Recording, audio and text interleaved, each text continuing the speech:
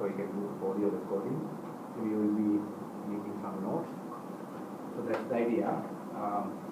So there, how many first timers here for the FabLab digital manufacturing discussion?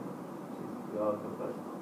Now as a ground, setting up the ground, I wanted to now this is important. This is a future-oriented project. Nobody has done this in Sri Lanka. However, this is a it's a global network of scientists, people are working on digital manufacturing, particularly not for commercial purposes, but how to use digital manufacturing to empowerment of community. So that is our plan. We will focus on Fabrication Laboratory. Otherwise, there are 3D printing as a commercial organization also. So it doesn't mean that we can't. Now, today the idea is, in order to set up a Fabrication Lab, which is an established laboratory in other countries, introduced by MIT. So it has a kind of structured,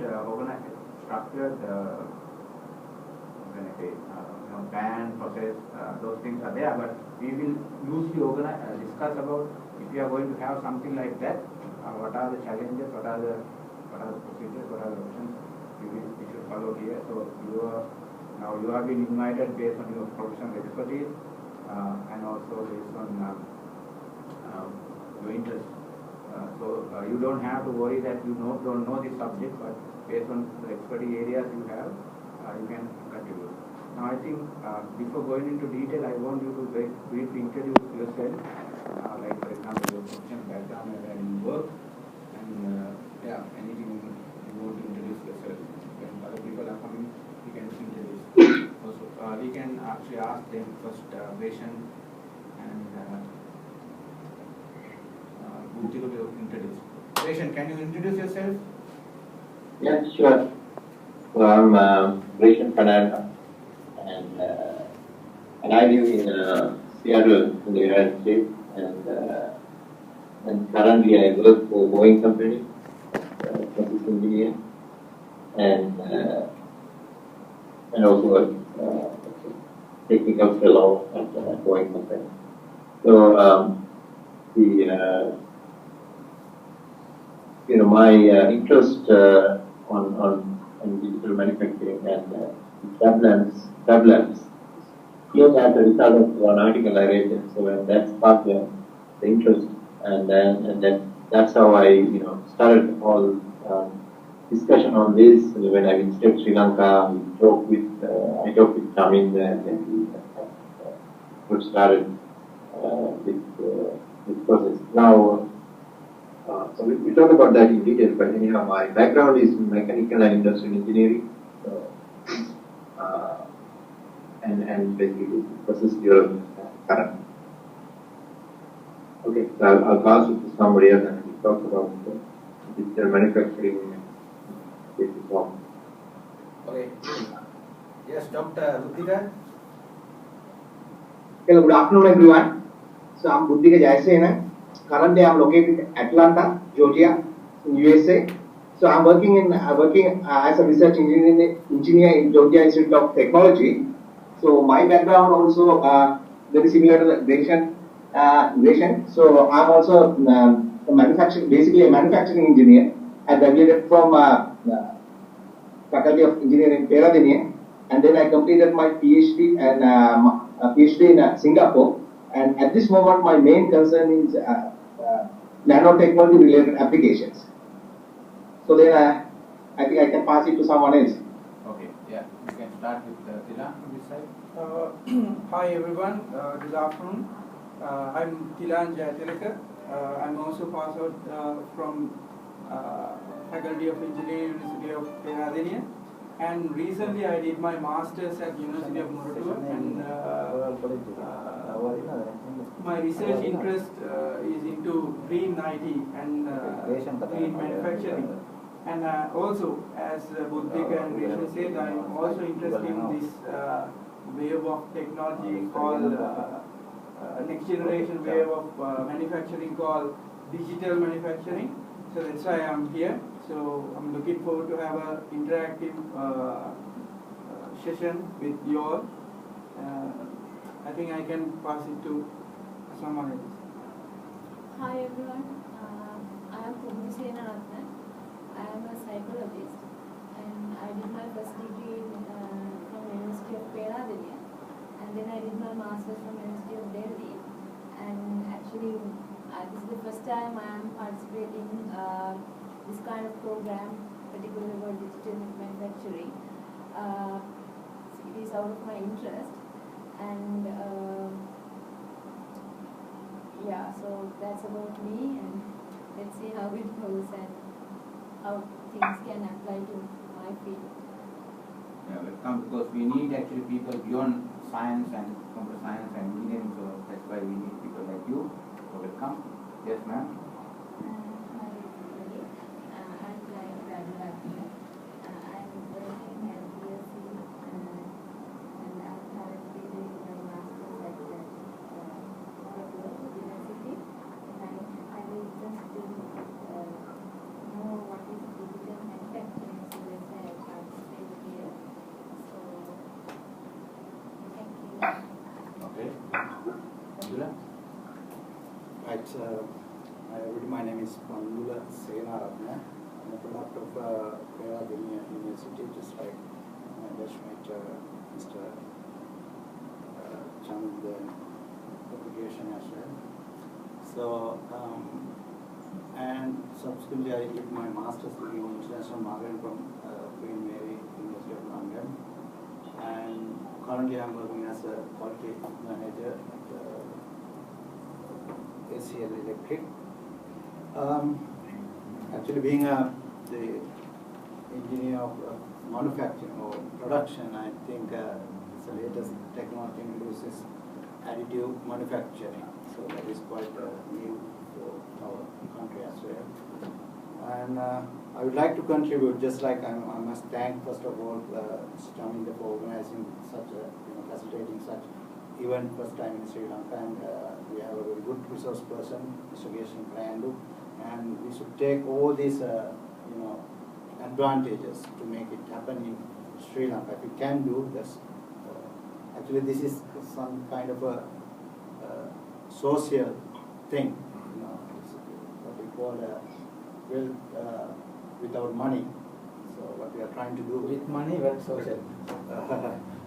So if you can make some kind of contribution to that with whatever field that we have studied, I think it's a good thing for the society. Okay, Thank you very much. So thank you. We have a kind of diversity, even though the number is small. We are expecting few more people when they come, so they will also introduce and add value to our. So you can make anything. Digital fabrication is already used for more than manufacturing prototypes or machine parts. NASA recently awarded a $125,000 grant for the development of a 3D printer that will create food from powders and oils. There are medical applications, like the production of custom-made prosthetic limbs. And believe it or not, scientists are even developing the technology to print human organs. And the machines that come to mind are kind of 3D printers that layer through a kind of squirting process, layer by layer, build up something that looks like a physical object. But there are actually many, many different. Right. I've used every 3D printer from the beginning, but that's actually among the least useful machines. It's a little bit like in the 1950s telling the chef the future of your kitchen is the microwave oven. Microwave ovens are good, we have them, but doesn't replace the rest of the kitchen. If a 3D printer is like a microwave, then what are some of the other kitchen appliances? At MIT's Fabrication Lab, there are high-powered lasers that can cut shapes very precisely, allowing two-dimensional shapes to fit together to make three-dimensional structures. There are machines that can cut wax for making molds and casting parts. There are water jet cutters where high-pressure water pushes abrasive sand to cut materials. There are also milling machines that can manufacture other fabrication machines. We're transitioning now to a stage where not only can the machine make something, but the machine can actually make its own parts. Nadia Peek, a PhD student at MIT, developed this machine. Controlled by a computer, it makes these inexpensive circuit boards. The circuit boards can, in turn, be used to control the machine. It can produce the parts it needs to run itself. explain the implications and the ramifications of this? Because it strikes me as it seems to suggest that you, in a sense, have a complete transformation of manufacturing. Let's say I'm records it, and then at a convenient time later, it'll let it back out again. Another student-made address instrumented with sensors and spine that defends your personal space if somebody comes too close. The variety of student projects demonstrated what Gershenfeld believes to be the killer app of digital fabrication. The students were answering a question I didn't ask, which is, what is this stuff good for? And the answer is not to make what you can buy in stores, but to make what you can't buy in stores. It's to personalize fabrication. The MIT students weren't the only enthusiastic pupils. Gershenfeld opened a FabLab in Boston's South End that provides free access to digital fabrication machines for local children, teens, and entrepreneurs in the community. We set up a community lab that was in between the research tools on campus and the Star Trek replicator in the future. It was maybe $50,000 worth of machines, and that was the whole project. But Gershenfeld's whole project soon got a whole lot bigger. When MIT and the National Science Foundation were asked to set up a Fab Lab in Ghana, and that was just the beginning. They started doubling. There are about 200 now. They've been doubling about every year and a half. They're above the Arctic Circle in rural villages in Jalalabad in Afghanistan, in shanty towns. Every time we open one, somebody else wanted one. The labs get used for education, learning skills. They get used for creating businesses. They get used for play. They get used to make art. Then we link them globally with video. Intense. What do I say? Any remotely well-equipped workshop can make gun parts. And in fact, if I gave you a choice between a gun made in a weak piece of plastic versus a gun made out of a piece of metal, you pick the piece of metal. You don't worry about I mean, you're giving individuals enormous power that perhaps they didn't have before. Any technology in all of history has always been used for good stuff and bad stuff. It is at a cusp. What's limiting this and the opportunity is it's a real kind of reinvention of, if anybody can make anything, how do you live, work, and play? Sort of how do you organize society? Big, big stuff. Neil Gershenfeld, thank you so much. My pleasure. And we will be back.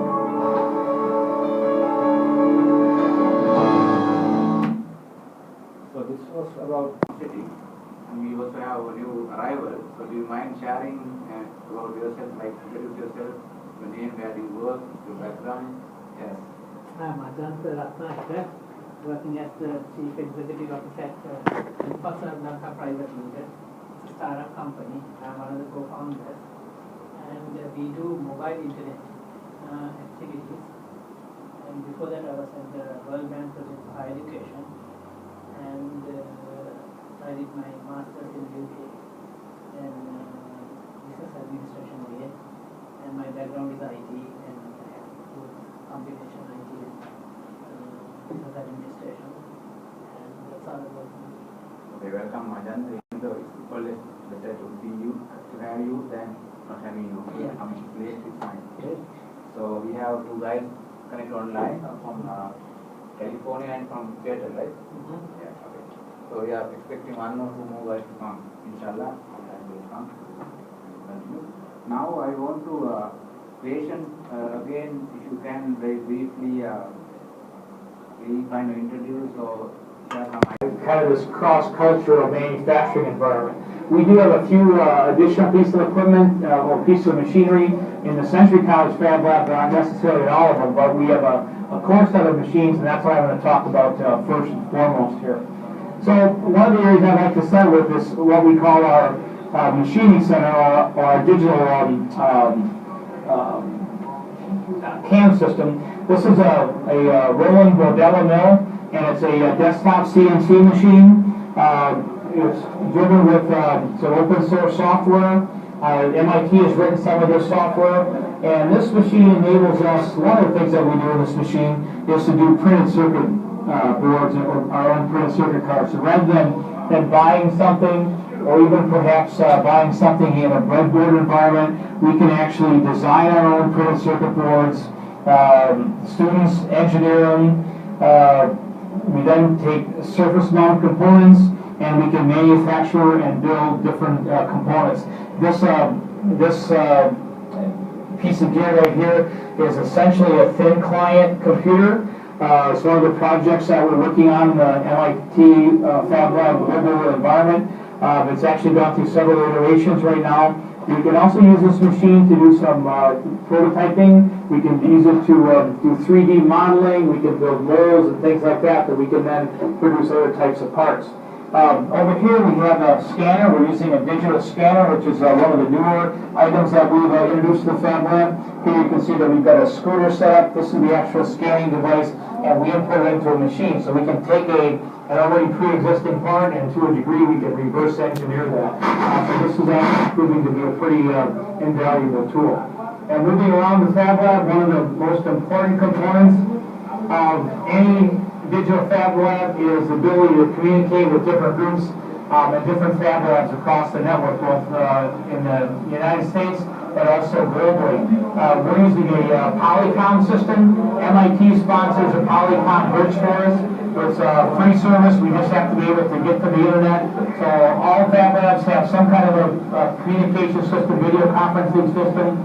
And the folks that are up here today, this is the FabLab at Lorraine Community College in Ohio, and I believe this is the FabLab in the Netherlands at the Hog FabLab, and of course the FabLab that we have on the screen. This is an image of the Century College Lab. You never know who's going to be in the FabLab. Right now I've got it on mute, I've got it off, but if I wanted to talk to somebody at one of the other FabLabs, I'd simply take this off of mute, talk to the lab tech, Holly at one of the other laboratories, and we could begin to engage in some kind of a dialogue.